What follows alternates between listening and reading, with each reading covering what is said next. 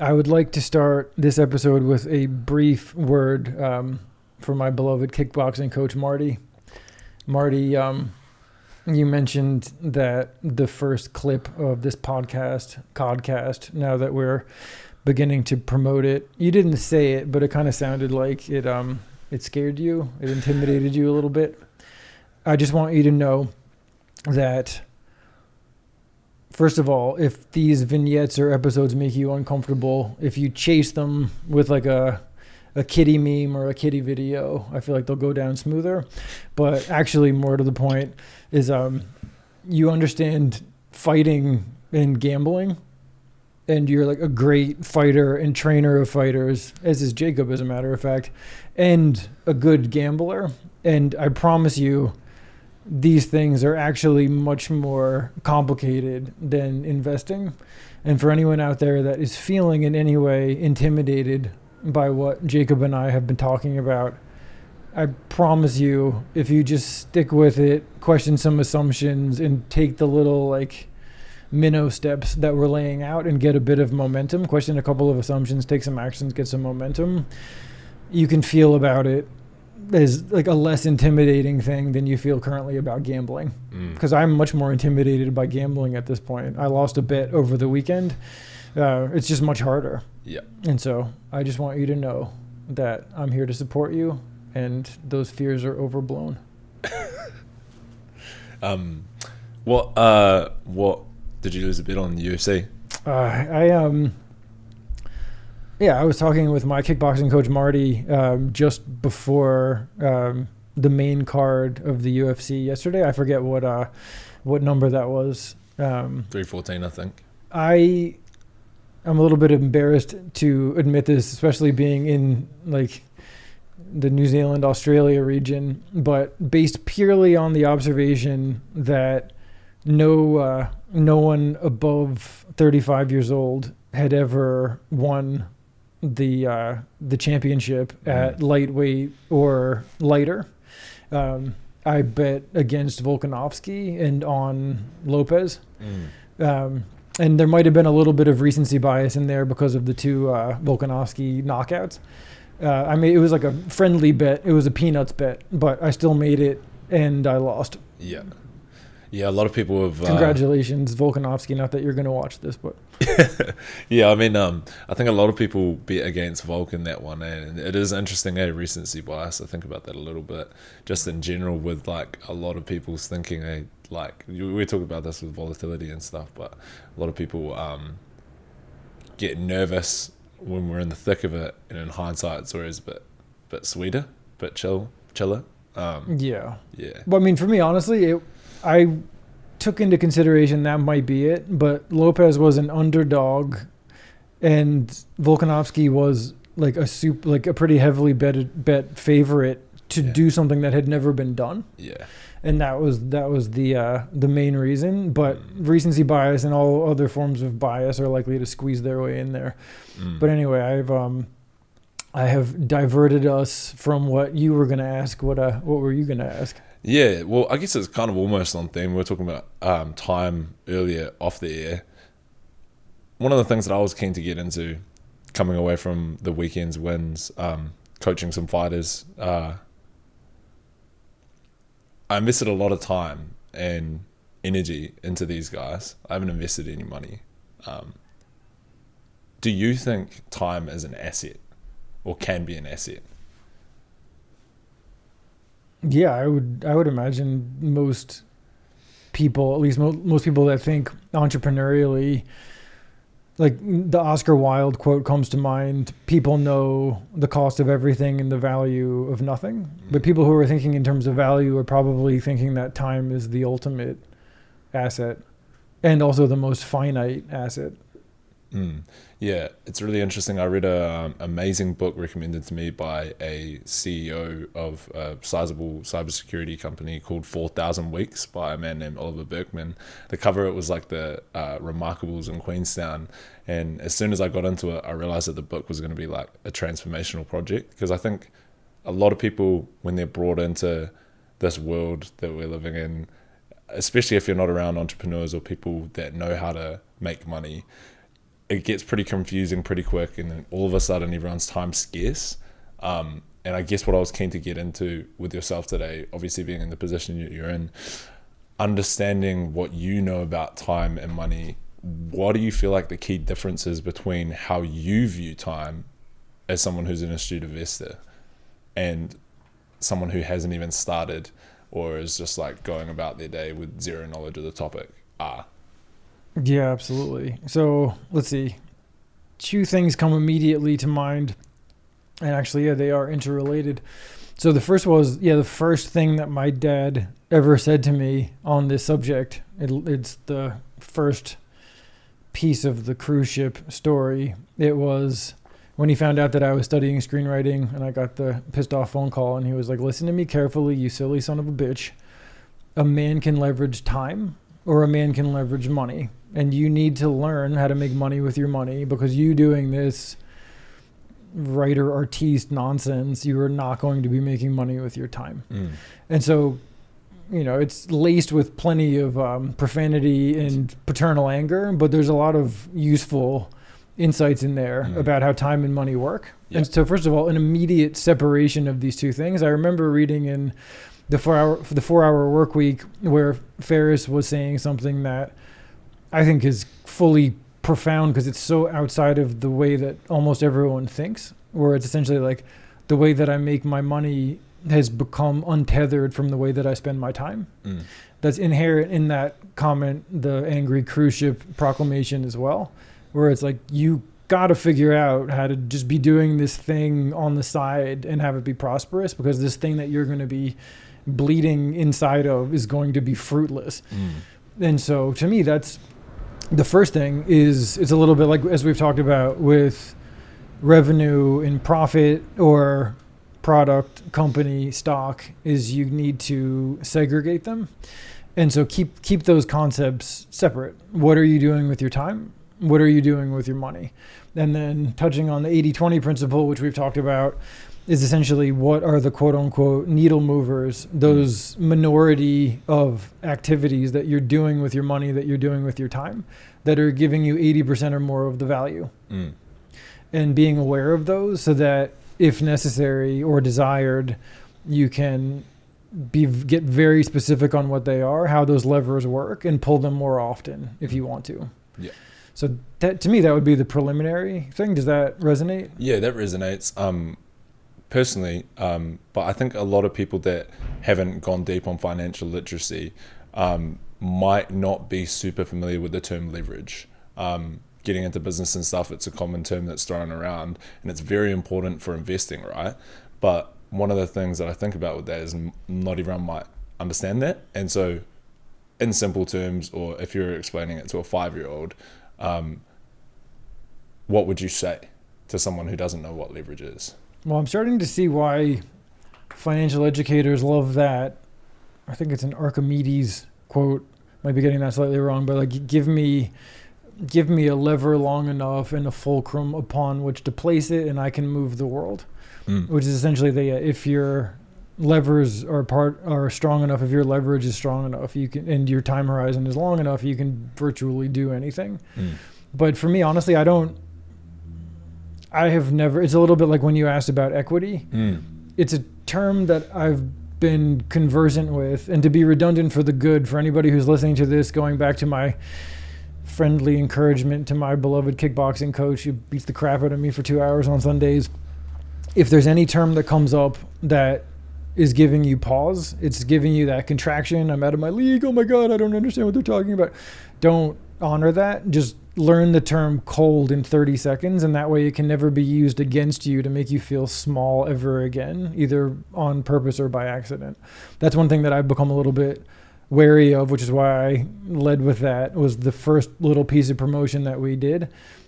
It drew some reactions where it wasn't critical of us. It was like they were being self-critical of themselves, where it was like, this is like, whoosh, and in a way that maybe they didn't want it to be. And so for me, that's, I think, an important prompt, is like, if anything's making you feel like that, leverage, equity, anything, learn it cold in 30 seconds and believe that you can do that, and then prove it to yourself.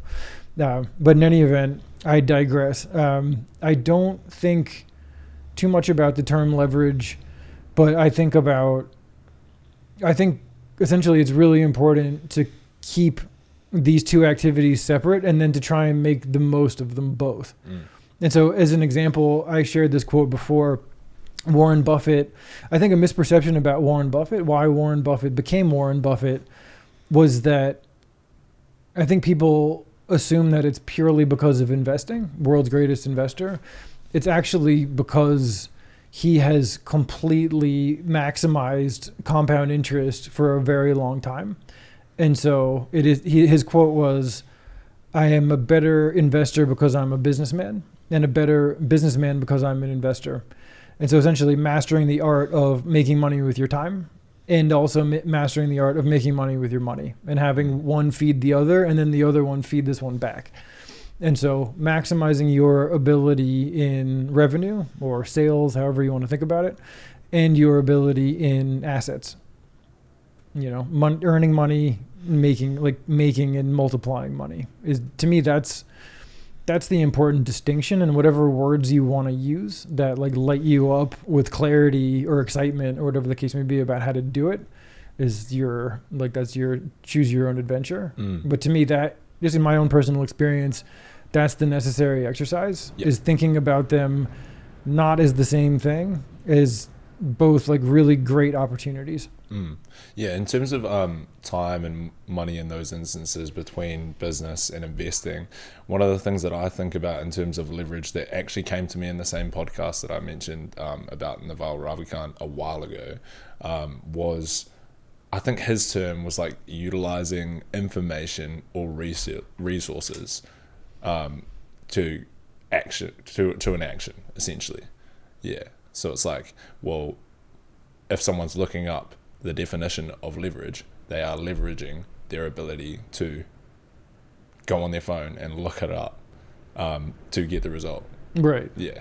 Yeah. I mean, essentially the way that I would think about that is, let's say that, I don't know, a fat fish is an opportunity to take a month of your expenses and position it so that it can grow into a year of your freedom with no realistic chance of dropping to zero. And let's say that your expenses hypothetically are $50,000 a year. Let's say that you invested $5K with the intention of turning it into $60K on a long enough time horizon.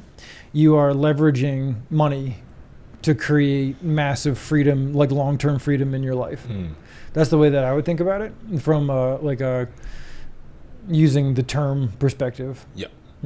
So you bought back a year of your time, essentially. Yeah, and of course, one thing that entrepreneurs talk about, and for me, it has been a long, slow learning process, is leveraging money by investing in other people, multiplying yourself. That's leveraging delegation.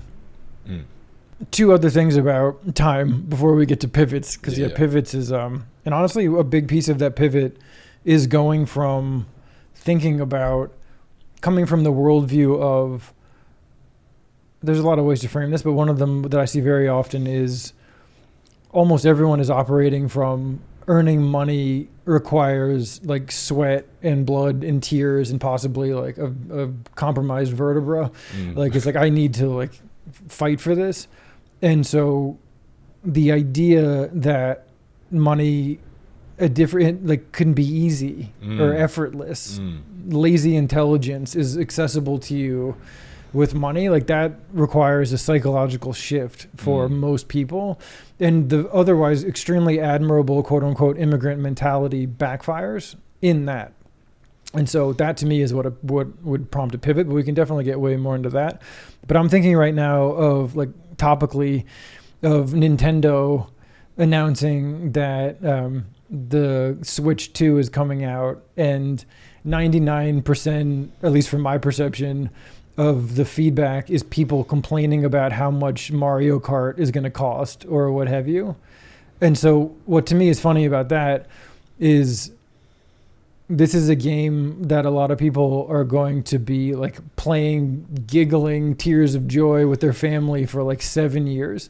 And they're kicking up a huge fisticuff, borderline tantrum from the stuff that I'm reading over a $20 differential.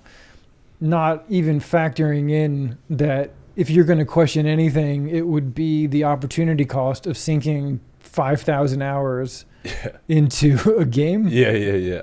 And so for me, that's where like the sort of like entrepreneur think, investor think, as Kiyosaki explained it really well, like thinking like an investor versus like an employee. That I think is that mentality is on display. And I would hate to live in a world where I couldn't figure out some time and space and peace to be able to like play games and immerse myself in stories and stuff like this. It's just that thinking about that in terms of opportunity cost of time is a much more, I don't know, like truthful exercise than just worrying about if Netflix increased the subscription cost by $2 a month. Because it's not about the $24 a month. It's about the opportunity cost of binging when you could be creating and what that personal balance you actually want to look like in your life is. So that was the first thing.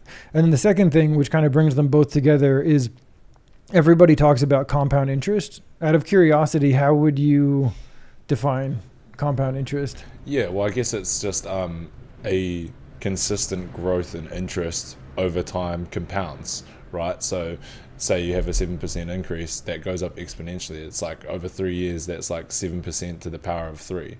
So like, I'm not good at math, but like, you know what I mean? That's a good answer. It definitely will trigger some people. Oh fuck, there's some more math. Yeah. Essentially, for me, one of the things that I would want to share with people that look at the compound interest equation and immediately have that contraction, like I'm out of my league, like I'm just let me go play Mario Kart and not think about this ever, is all that it actually is. It's a Sesame Street simple math equation. It is how much you invest times how well you invest times how long you invest.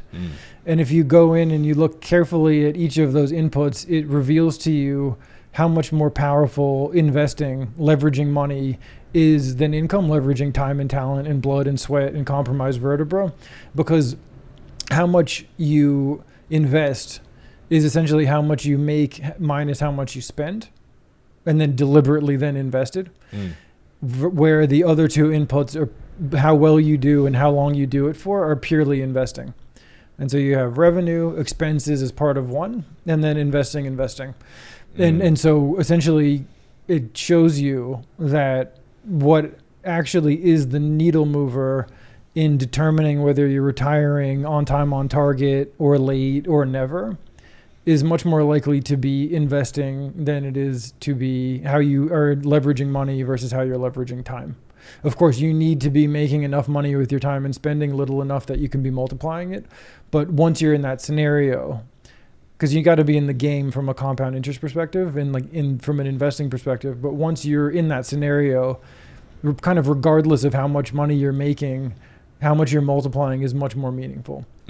Yeah, and over a long enough time horizon, right, that compounding effect increases like exponentially. I think is like the main thing that I understand from it, right? And one thing that I found to be really helpful for people that are wanting to put this in perspective is there's one that I use called Compounder. But anyway, there's like, you can find a lot of like ones that are online and free, but I use this compound interest calculator called Compounder that does a nice job of creating a nice like visual. And a lot of the time it's unnecessary, but like if I really want to get into the weeds to make a point with an individual person, we'll go in and sort of personalize and project that.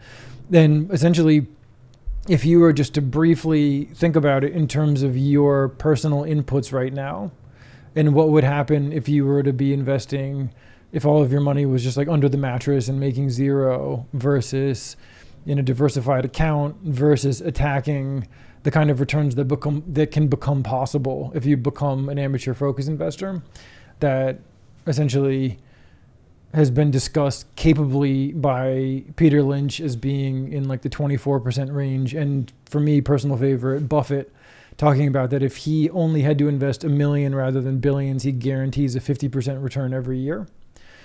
What would be the variance and outcome for you if you extended the time horizon and improved the return? And, too much of that is like paper trading. It's just like mental masturbation. But a little bit of that, I think, really puts things in perspective about how much money and opportunity you're leaving on the table, for example, by assuming that this isn't even worth your time, or that this is overrated, or like that. A single belief can be the most expensive thing in your world. And so I recommend thinking about that. And I think that's pretty much what I've got in terms of time, at least for now. Yeah. In terms of the 25% increase, I think it was like, I can't remember the exact math of it, but I remember you saying like it was like a 20-something% increase over 3 years, right? That's like essentially doubling your money. Yeah, so there's something called the rule of 72. Again, if this is freaking anybody out, I'm in over my head. Oh my God. Investopedia, rule of 72. Learn it in 30 seconds. Pause this, do that, come back. But essentially, it's interesting on both sides. It provides some measure of clarity at lower investment returns. And so, for example, if you can, whatever number of times it goes into 72 is how long it would take for you to double your money. And so at a 7.2% return, it would take you 10 years. At a 24% return, it would take you 3 years. That holds up to scrutiny, but it breaks once you get to higher returns.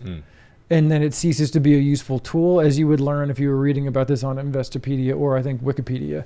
But and so essentially, it is a useful guideline, but this is not the same level of like scientific and mathematical certainty with other things that we've talked about. And at a high enough return, it actually is, we could say, like a specious use of numbers. It's not actually telling you anything that's true or useful, but it is a measuring stick for that a lot of people have found helpful.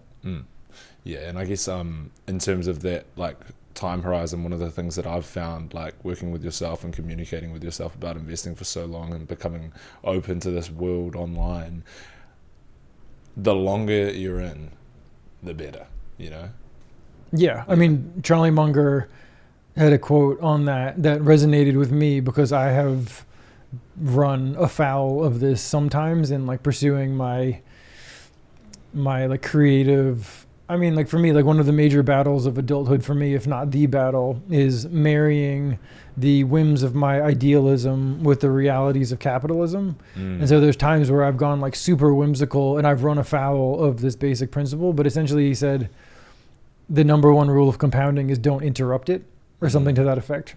And so you create your machine and you let it run uninterrupted, if anything, escalating as time goes by, as your resources get better, as your temperament gets better, as opportunities arise. And don't allow things to come in and, for whatever reason, force you to start from zero. Is spectacular advice. Yeah, sweet.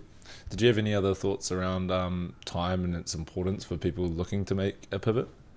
Well, essentially, for me, I mean, like if we're talking about compound interest and we're talking about how to maximize and not interrupt it, for me, it comes down to 4 things, each of which is easier said than done. But if you have your eye on the ball of all 4 balls, your life will be much better. And essentially, from a revenue perspective, make as much money as you can without feeling like an indentured servant. From an expenses perspective, spend as little as you can while still feeling sustainable. Avoid scope creep, lifestyle creep, keep up with the Joneses, all that good stuff. An underestimated aspect of this is once you know how to find an investment that you're excited about, the idea that you're going to squander money on nonsense, provided that you have a purpose, is zero, and you'll start gashing crap out. So it becomes much easier to do once you actually are excited about a vision and excited about an opportunity. Yeah, you've got a waypoint, right? Yeah, until then it's like, I'm going to quit smoking, and it's a disaster. And then from an equity perspective, you're making more than you're spending consistently. That money, that profit is coming over the top to first build defensive assets, particularly a cash shield, and then can begin experimenting with investing in whatever you want.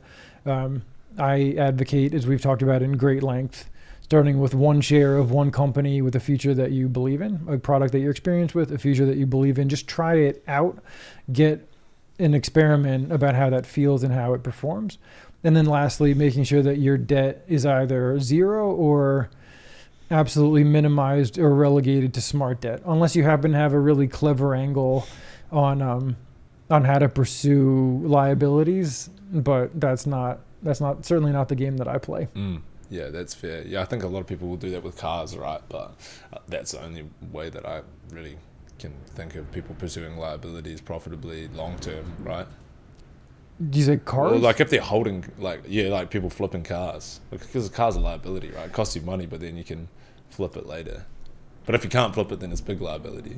I mean, for some reason that just made me feel like I had a similar reaction about houses, but it's supremely philosophical that. But it's funny, like there's a lot of subjectivity in here, but essentially make as much as you can without feeling like an indentured servant, spend as little as you can without feeling like an unhappy monk that's going to like quit and go back to the suburbs, and then invest as much as you can while still feeling safe and sane.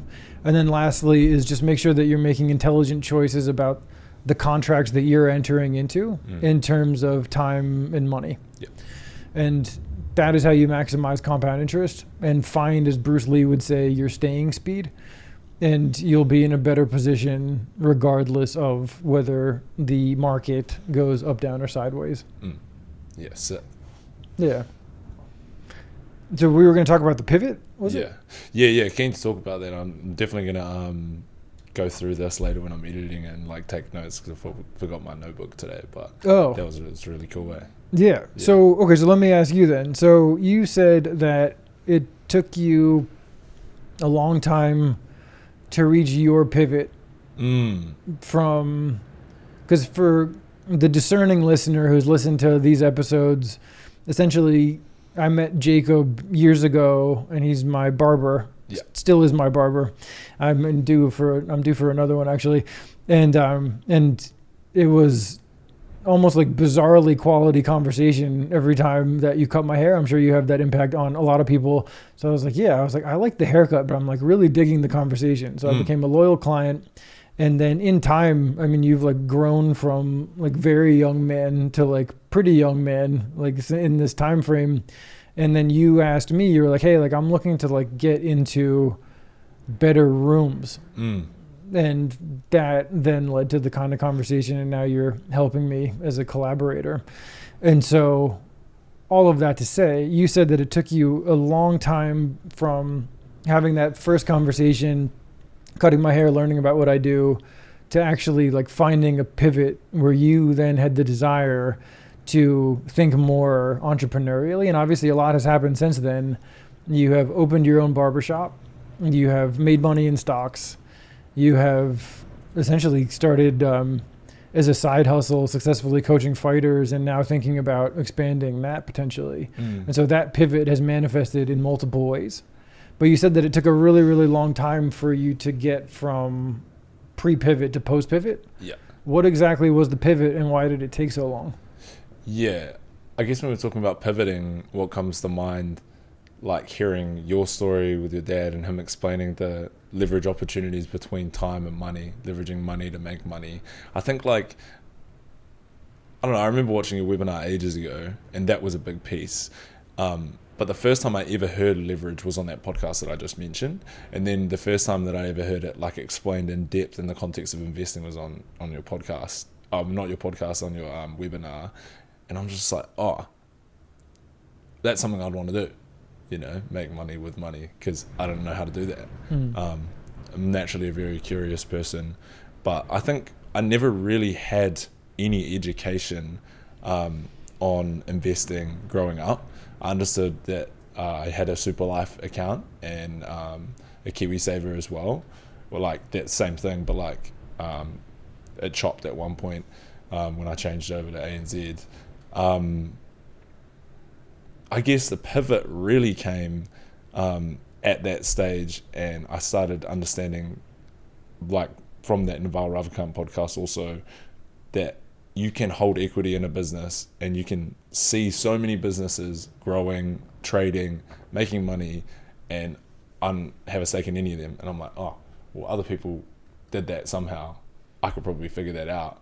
And so it was a real slow burner, like between reading books, listening to podcast content on business, listening to podcast content on investing, to gain that knowledge, to ask yourself more questions every time you came in. And it got to the point where it was like, oh yeah, Cole's booked in, can't wait to ask him about this.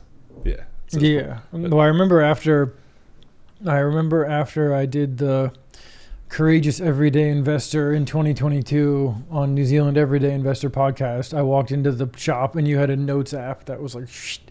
And so that is like clearly the mark of someone who is light bulb going on. And so I'm wondering, in terms of the pivot, what actually marked the pivot?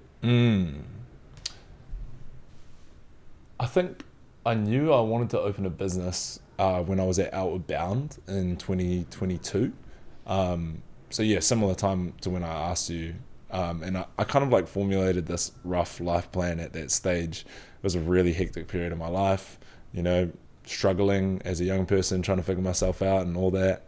And when I was at Outward Bound, I just started to live a values-based life. I had no direction at all, to be honest. It was all self-imposed, but really just trying to figure myself out. And when I was at Outward Bound, they kind of offered templates to understand ways of living life. Nothing was forced, but we did like values, I guess, searching exercise where we like laid out like, it was like 100 like things that you could possibly value in life. And then we cut it down by half, and then we cut it down by half until we had 5. And so my 5, one of them included wealth, because, you know, didn't really have heaps growing up, but knew that it was something that was important, you know, to make life peaceful, because at times things were hard for us growing up, and I wanted to get to a point where if I wanted to have a family, or if things went really well, I could buy my mum a house, you know, just take the weight off. Yeah. Mm-hmm. That's kind of when the pivot was made. And I think I knew yourself, I'd listened to that podcast just before I went, I remember. And when I was sitting down in my solo camp, I was like, I woke up and I was like, I just knew exactly what I was going to do. Like, it just came to me, and it was brief, probably like, I didn't have a watch, so it was, I don't know how long it was, but it felt like one steady flow of information. I don't know, it doesn't usually happen like that, like ideas, but it was like, I'm going to open a barbershop so I can stay in Wellington, support my sister and my nephew by hanging out now and then and just being around, because my sister's a single mum, and I'm going to start the shop and I'm going to invest as much as I can and listen to Cole, because Cole's the smartest person I know when it comes to investing. Yeah. So you had an outward bound epiphany in nature. Yeah. That came from social prompting and being prompted to cut down to the 80-20 of your values, like the core of your values, and then reflecting on that, and then you just saw it clearly. Yeah, it was very clear. I think and that was one of the things with it. It's so hard when your time's consumed by so many other people, like obligations, social obligations, societal obligations. Like we've talked about this heaps off there, but at that time of life, it was really hard to like figure that out. And I think a lot of people feel that, you know, especially young people that are trying to find their way in this world. This is crazy, you know. I think, well, for better and for worse, I could definitely tell you that, not just from my own experience, but from having in-depth interviews and then longer-term collaborations with people of a great number of age ranges, is that the whole struggling as a young man feeling never goes away. It just changes forms. And at that time, I was like really grappling with X. It never stops. It's like, it's funny. Like, I think people we get better at maybe poker facing it or something, or just not talking about it much, or maybe people just, is for reasons that we've talked about, like, don't give themselves permission to communicate the struggles because it would be unmanly or something. Yeah. But essentially, yeah, like I was just trying to figure myself out as an adolescent. I'm totally convinced, for anyone who's willing to be honest with themselves, that never stops. Nor should it. Yeah. I definitely think the more honest you can be with yourself in those moments of adversity, the more you stand to gain from life. And I don't mean anything like physically, like, because it's interesting, like talking in depth and at length about this. Like, it was the things that were the hardest to admit to myself that gave me the most change. Yeah. Such as? I don't know, like, just that things would be like, the word that comes to mind is dry, and like for people that are listening overseas, like it's kind of like things would be uneventful if I didn't do what I'm capable of, which is like a big part of what Outward Bound's all about. Like, you know, I think it had like it might be a Ralph Waldo Emerson quote. It's like, things that lie ahead of you and things that lie behind in your past are tiny matters compared to what lies within you. And that's like on the back of the journals that they issue out to everyone. It's just like, how could you not be introspective and like think about what you can do for the world if you're at a school that's like based on that? It's kind of like, I'm sure some people have managed it. Yeah. But yeah, for the people that are willing to show up and do it, absolutely. Yeah. Got you. So that was your pivot. And what did it mean for you so obviously it meant opening a barbershop, being very intentional with the profits. And small business can be a jealous mistress, but basically like intelligently investing in your brain baby and then other people's brain babies vis-a-vis companies. Yeah. Were there any like further consequences of that pivot moment in terms of you as a young investor? Yes, definitely. I think in terms of the pivot moment specifically, I think people that know me well know that I'm pretty serious, but I think I wasn't as serious before that moment. I think when I got to a point where I realized that I stood to lose opportunities, that's when things shifted. I was like, oh man, like if I don't do this, things aren't going to be that good, like compared to how they could be, you know? Because like, you know, I knew yourself, I knew that you knew more than like I did and more than a lot of people did about investing in like other things. Like this changed other things as well, but particularly investing, I was just like, oh yeah, well if I didn't do this, like understanding compounding, understanding that how these things work over time, I'm like, if I didn't do this now, you know, like what would happen? Yeah. What was your answer to that? I think, to be 100% honest, I think it would be shame.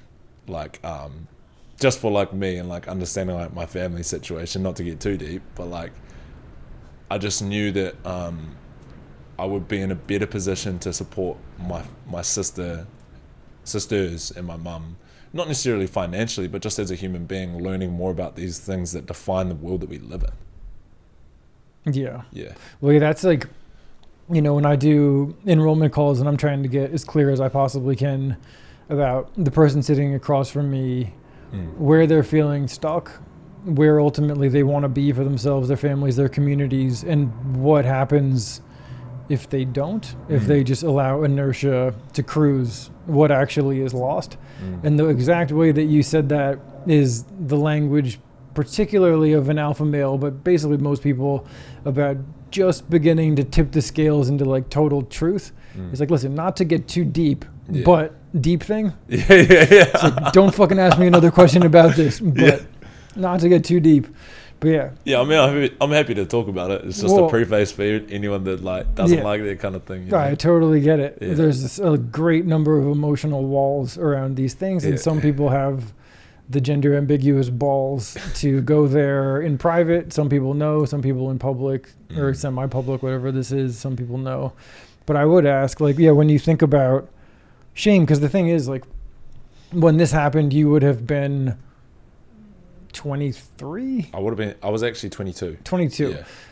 That is, in my experience anyway, a very uncommon level of internally based like emotional clarity that then becomes salutary pressure.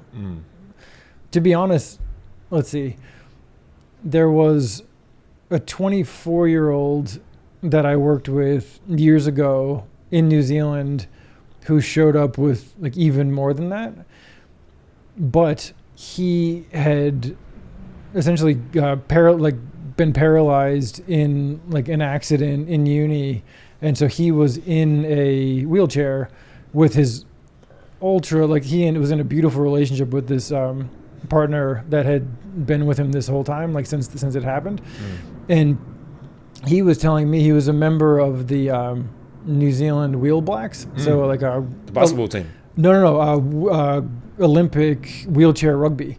Crazy. So he's like participated in the Olympics, like in wheelchair rugby, which is phenomenal. And so yeah, this is like a fascinating human, the exact opposite of somebody who sort of like rolls over and like he was maximizing this. And so I was asking him, like, listen, like, I'm not in the habit of underestimating people, but you're 24 years old. Most of the people that are willing to come to the table here emotionally, psychologically, financially are like north of 55, seeing in less than 10 years retirement and being like, if I don't make a pivot here, it's not going to happen. Why would this be worth fighting for you at 24 years old? And his reasoning was he needed to be thinking on an expedited time horizon, because if he didn't make pivots, he wouldn't be able to travel. He wouldn't be able to afford the cutting edge, sort of like assisted gear, like the gear, suffice to say, that would be necessary to travel the world, go to Europe, go do cool shit in Europe, as someone who was paralyzed without a significant sum of money. And he didn't think, in his estimation, that he would be physically viable to do that past, I think he said, his mid 40s, late 40s max. And so for him, 24-year-old, but not operating on a typical 24-year-old time horizon, operating with a ton of emotional clarity and purpose and a super supportive partner, he killed it. And so for me, like, yeah, when I hear people that are under the age of 25 that are actually coming to the table in a serious way, it pays. And if you're interested in understanding people anyway, it pays to understand why. So all of that to say, like, when you say that, to be 100% honest, not to go too deep, but it'd be shame. Like, what kind of shame are we, like, what are you talking about? That's a really cool story, first of all. Like, yeah, he's a dream client. I was like in like mild disbelief as he was killing the 8 weeks. I was like, this is like part of the reason why I'm doing this. Yeah, for sure. That's a steady motivation. Yeah, I guess for myself, it was kind of like, if I knew what I was capable of and I didn't do it, I thought I would look in the mirror and see a coward. And I know I'm not a coward. It's about as honest as it gets. Yeah, exactly. Yeah. Yep. I think you just perfectly articulated what a lot of people have swirling around in like their minds and hearts and guts, but wouldn't honestly put words to. I think a lot of people listening to this, if they're willing to go to that place, would have like a Me Too moment listening to that, where it's like, this isn't bigger than me. Why am I acting like this is bigger than me? That definitely makes sense. Yeah, I think a lot of it was fear. Like, if I look back on those moments beforehand, it felt like it was bigger than me. Not necessarily investing in particular, but like setting higher heights and believing that I was capable. I think that felt bigger than me because no one had ever told me I could do it. No one had ever helped me, even though I'd tried to open a couple doors and like ask and prod questions. Yeah, it was just like, it didn't seem like it was possible beforehand. And then when I was pushed out of my comfort zone at Outward Bound, it's like, for people that don't know, it's an outdoors course in the South Island of New Zealand, and it was established originally in the UK post World War II to increase the resilience in politically correct terms, to increase the resilience of young people, because they're pretty much going to soft. Like, what's happening to these kids post World War II, life's cruisy, and pretty much just want them to harden up it. This episode, by the way, is brought to you by Outward Bound. No, I'm just kidding. Yeah. We don't do that, at least not anytime soon. Yeah. But it had a profound impact, and so it jolted you into the right headspace, also the right nature space. Yeah. It is interesting to consider, would you have been able to have that like rush of clarity if you had been in an urban area? Yeah, I definitely don't think so. I don't think it was just down to the nature though. The nature of the course itself was definitely transformational in that, like, first of all, it was zero technology. Like, didn't look at a screen for 3 weeks. And we were there during a period of like the August 2022 rain, so it was like massive flooding, slips and everything.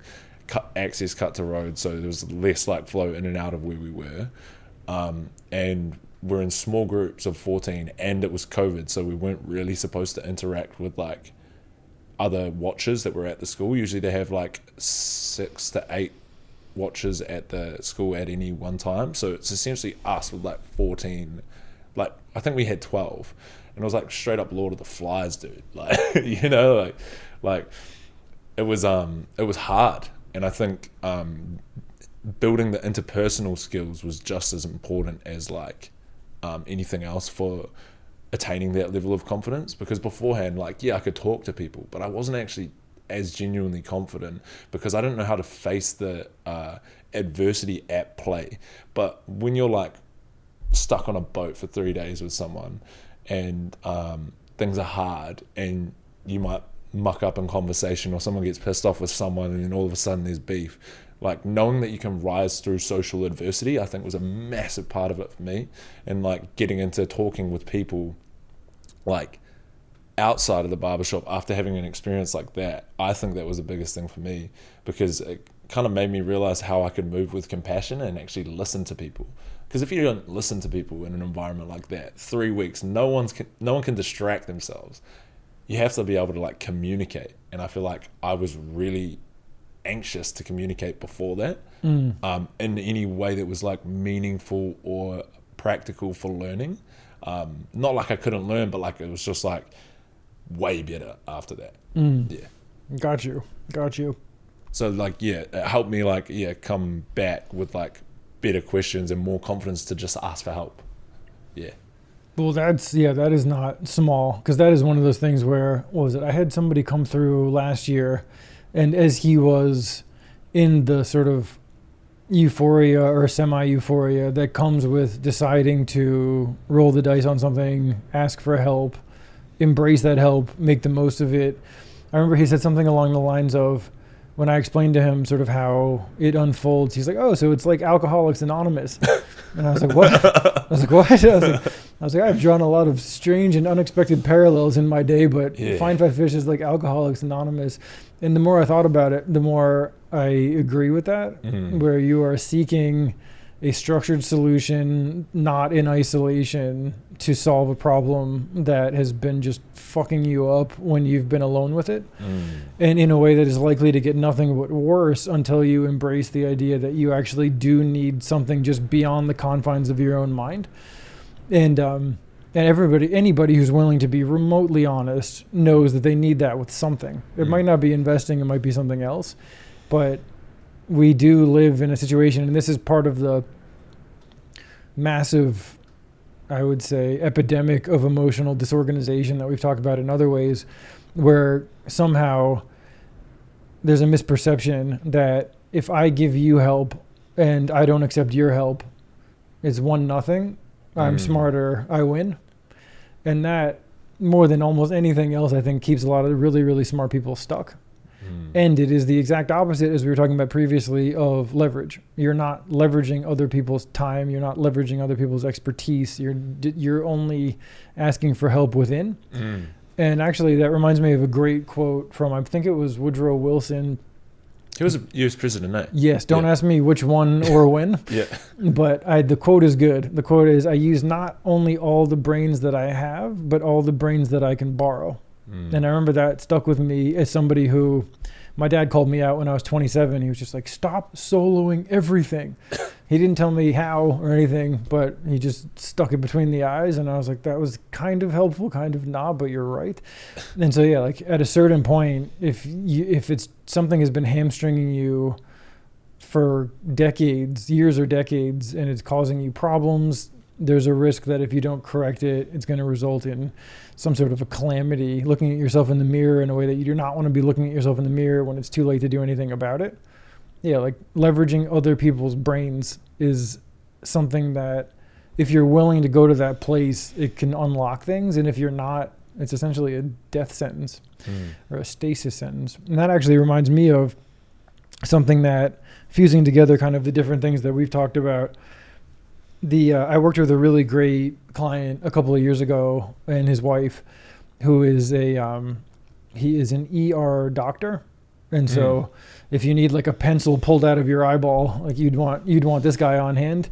And he showed up and just decimated the workshop, even though like crushed it in 8 weeks. He's my go-to reference whenever someone's like, well, I don't know if I have enough time. I was like, all right, well, so this guy runs an emergency room. He has 4 children that he's constantly squiring around New Zealand to make swim meets.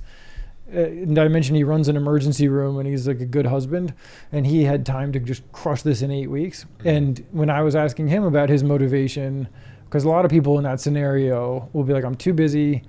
You know what? Like things aren't perfect, but I'm like comfortable enough. It's easy to rationalize if you're making a lot more than you're spending.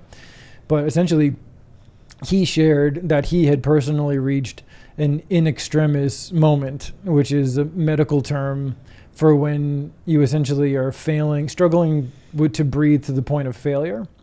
And we had like a good mind meld about that. And I've come to understand, and this is why I'm fascinated when it happens with people under the age of 25, under the age of 30 even, is like, what would have needed to happen so fast for you to feel that way spiritually, so much so that like acute pain was felt, acute change was necessary? Because in my experience, which is vast at this point, that is almost always what's required, because otherwise you'll just be hiding behind rationalizations and you'll make them sound so virtuous. It's like, well, I need more time to spend with my wife. But when I'm hanging out with her, I'm constantly complaining about retirement and how we're not going to do it. Yeah. It's like this kind of crap. But essentially one of the things that people say, it's like mirror image, maybe like on the other side of 50 or 60 maybe, is people start saying and then realizing that they're saying, fuck, like my parents lived for a really long time, as if that's a bad thing and a tragedy. And so I don't know if you understand the implication of that, but essentially what it means is they don't believe that they're going to be able to not run out of money in retirement. Yeah. And so you're looking at the age of like 90 as like a curse, because you're like, where the hell would I be on this trajectory at 90 years old? And then you start visualizing that seriously enough, and oftentimes even the most entrenched rationalizer, discomfort ducker person, the last thing they want to do is like ask for competence from someone else and not be independent with it. If that gets acute enough, that is where people will ask for help, or not even ask and just like lunge into something. And you do hope that when they're in that spot of legitimate psychological and emotional vulnerability, that they're able to keep their wits about them and have standards about the help that they're finally accepting.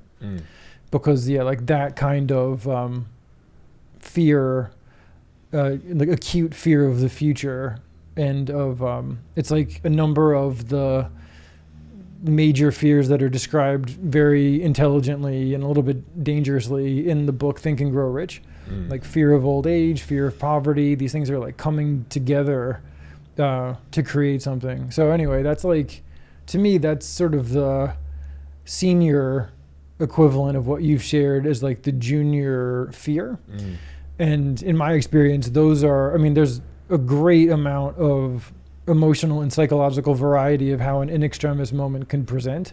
Sometimes people have a new child, and that's all it takes. They're like, I'm comfortable, but I don't know what the hell to tell this kid about how to approach the world. I need to learn how to I need to not be scared of money so that I can be a better role model. You see it come in a lot of ways.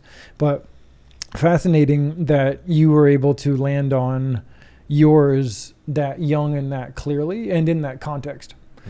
But to me, yeah, essentially that's what a pivot is. And if somebody thinks that the pivot is coming because you bought 10 self-help books, I really think it's unlikely. Yeah, it's interesting actually that you mentioned self-help books. So at that time, I was kind of like searching for answers, trying to like figure myself out and all that.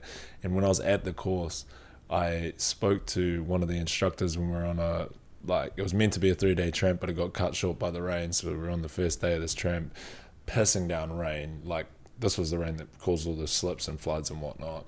And I was asking him, I was like, what books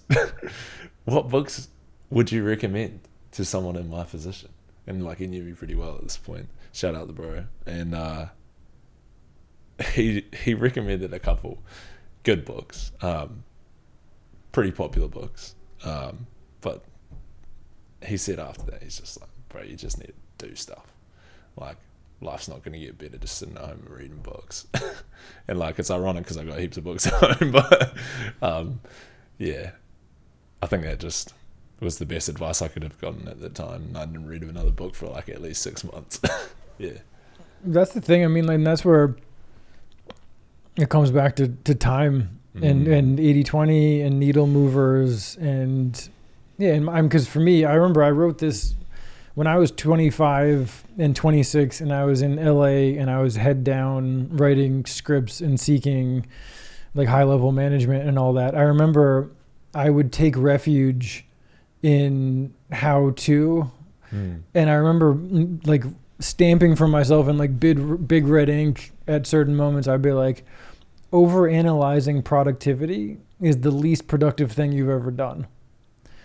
And it's a very enticing trap because it's so comfortable. You feel so smart when you're doing it. But if it isn't in the context of helping you get that thing done on time, on target, uncomfortably, it's a comfort food.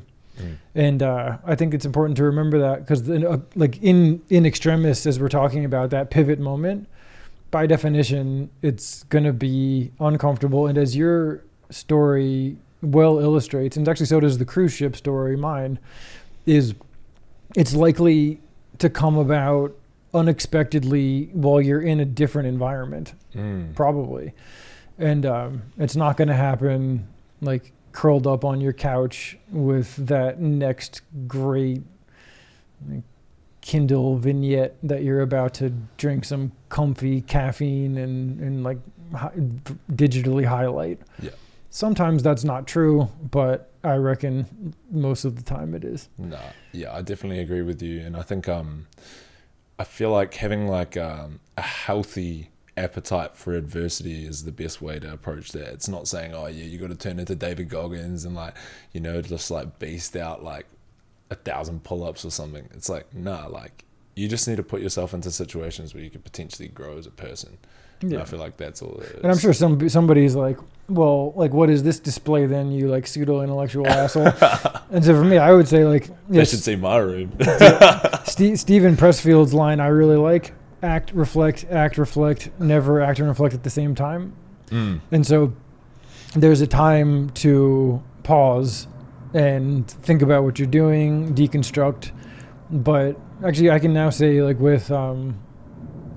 investing and with business, both, for me, essentially like with targeted mentorship that helped me start, and then 5 to 7 years of serious action, then if it makes sense to pause and avail yourself of maybe the canon in the space or the top 3 books that speak to you or whatever, and then make targeted adjustments to what you're already doing, armed with the breadth of mistakes that you've already made and wins that you've earned mostly intuitively. That makes a lot of sense. I'm kind of right there now actually with business, where I hired some master marketers and salesmen to like show me how to turn Fine Fat Fish from a book proposal to a fully realized thing, and that's gone quite well, but with some recurring frustrations and limitations. And if you start saying to yourself kind of like, and again, this is a pivot point, if you start saying to yourself something like Mark Twain's line that the man who does not read has no advantage over the man who can't read, maybe it's your time to pick up a couple of books and like make targeted adjustments. But that's a totally different proposition than reading 75 books before you've done anything. Yeah. Yeah, that sounds like exactly where I was at the time. Yeah. Maybe not 75, maybe more like 25. Yeah. Yeah. Yeah, I think it's really easy to get stuck in that because there's so much negativity out there about like failure. But I think like, as you've mentioned in previous podcasts, you just need to like reframe your perspective around failure and just understand like, I learned this from fighting. It's like you either win or you learn, right?